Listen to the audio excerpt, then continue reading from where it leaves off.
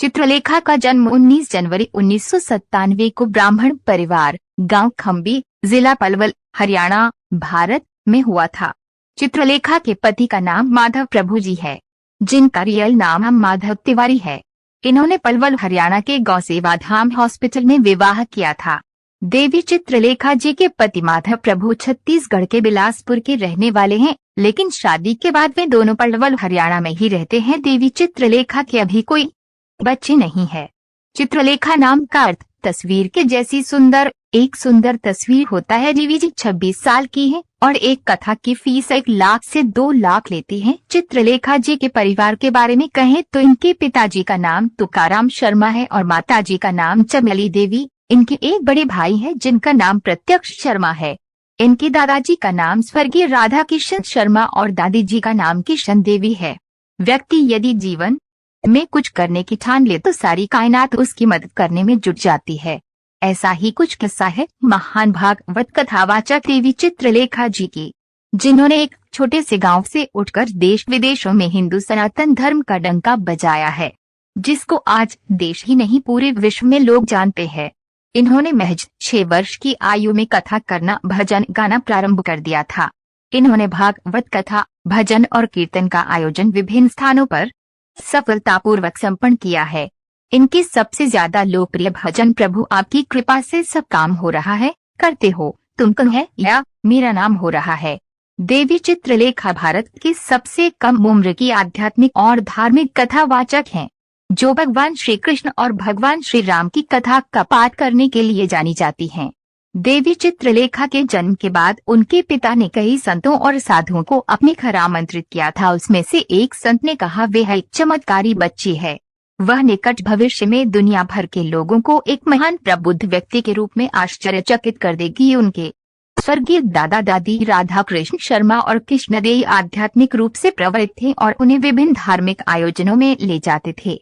जब वो 4 वर्ष की थी तभी उन्हें श्री श्री गिरधारी बाबा नामक एक बंगाली संत के मार्गदर्शन में गौड़िया वैष्णववाद में शिक्षित किया गया था। 6 साल की उम्र में देवी चित्रलेखा और उनके माता पिता ब्रिज के एक सम्मानित संत रमेश बाबा के प्रचार कार्यक्रम में शामिल होने गए थे।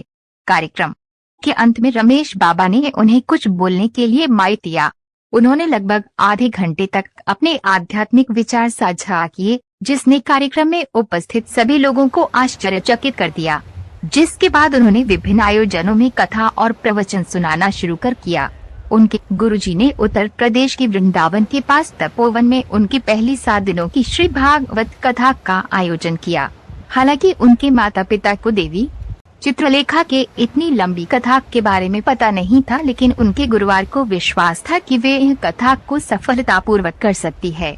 उनके गुरुवार ने कहा, यह मेरा आशीर्वाद है कि 7 दिन श्री भागवत कथा सफल रहेगी, क्योंकि राधा माता ने मुझे सपने में दिखाया है कि स्वर्ग से फूलों की बारिश होगी। बाद में उन्होंने विभिन्न कार्यक्रमों में श्री भागवत कथा का पाठ करना शुरू किया और भारत में सबसे लोकप्रिय भागवत प्रचारकों में से एक बन गई। राधे कृष्ण और हरे कृष्ण मंत्र की लहर फैलाने के उद्देश्य से विभिन्न धार्मिक टीवी चैनलों पर उनकी कथाएं प्रसारित की जाती हैं। कथित तौर पर प्रवचन और कथा का पाठ करते समय उनकी आंखें अक्सर आंसुओं से भर जाती हैं। उन्होंने विभिन्न देशों में प्रवचन दिए हैं। वे श्रोता को अपने भावपूर्ण भजनों से प्रसन्न करती हैं। उनके कुछ लोकप्रिय भजनों में मेरा आपकी कृपा से, कृष्णा कृष्णा एक तेरा सहारा, जब कोई नहीं आता, लाखों महफिल, राधे राधे, गोपी गीत और मेरा जीवन है तेरे हवाला शामिल हैं।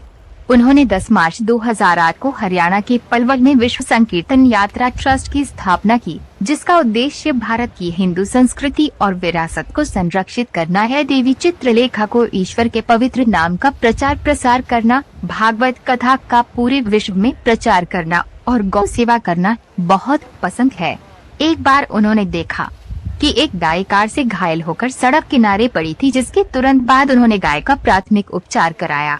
इस घटना से वे यह बहुत प्रभावित हुई और उन्होंने गायों के कल्याण के लिए कुछ करने का फैसला किया। वर्ष 2013 में उन्होंने हरियाणा के पलवल में गौ सेवा धाम अस्पताल की स्थापना की, जो परित्यक्त और घायल गायों के कल्याण के लिए काम करता है। उन्हें 2019 में युवा भागवत उपदेशक होने के लिए वर्ल्ड बुक ऑफ रिकॉर्ड्स प्राप्त हुआ। वह खुद को भगवान का उपदेशक मानती है। देवी चित्रलेखा को हारमोनियम बजाना बहुत पसंद है। उनके धार्मिक आयोजनों में कई जानी मानी हस्तियां शामिल होती हैं।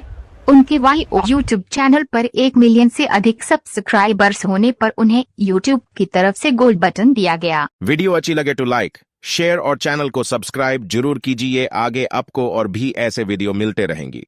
इतिहास कहता है कि कल सुख था, विज्ञान कहता है कि कल सुख होगा, परंतु धर्म कहता है कि यदि मन सच्चा या दिल बेहतर हो तो हर प्रतिदिन सुख होगा। जीवन ना तो आने वाला कल में है या ना ही अतीत में है, जीवन तो सिर्फ इस क्षण में है, अर्थात इस क्षण का अनुभव ही जिंदगी है। आज जो कुछ आपका है पहले किसी और का था,